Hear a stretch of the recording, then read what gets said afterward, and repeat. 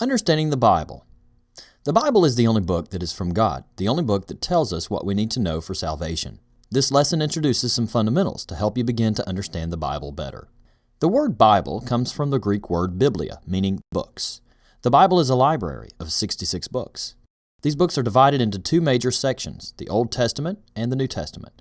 The Bible was written by more than 40 men over the course of 1,600 years. These men were inspired by God, who communicated His will to them through the Holy Spirit. The theme of the Bible is man's salvation. The following is a brief overview of the story of the Bible.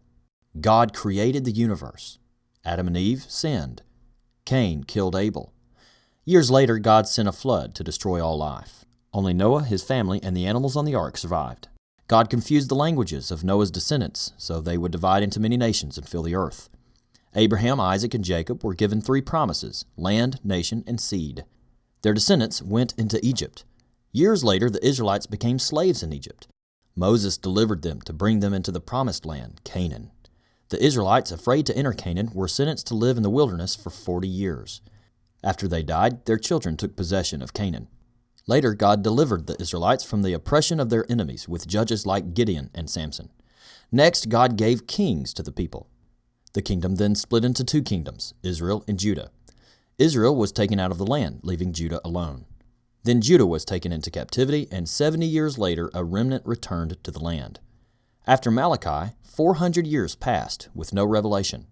Finally, Jesus Christ came in the flesh and died on the cross. After his death, his church was established and grew exponentially.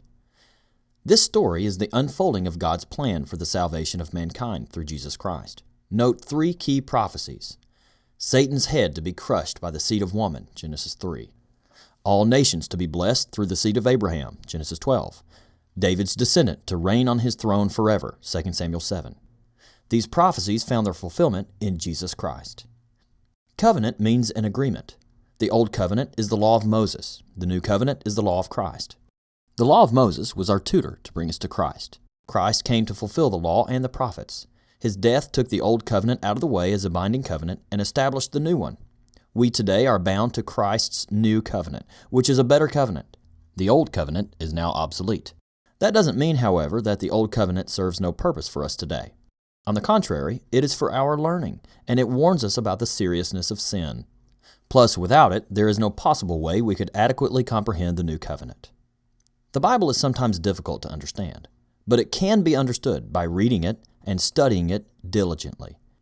We will one day be judged by Jesus' word. We must therefore learn the Bible the best we can and follow it.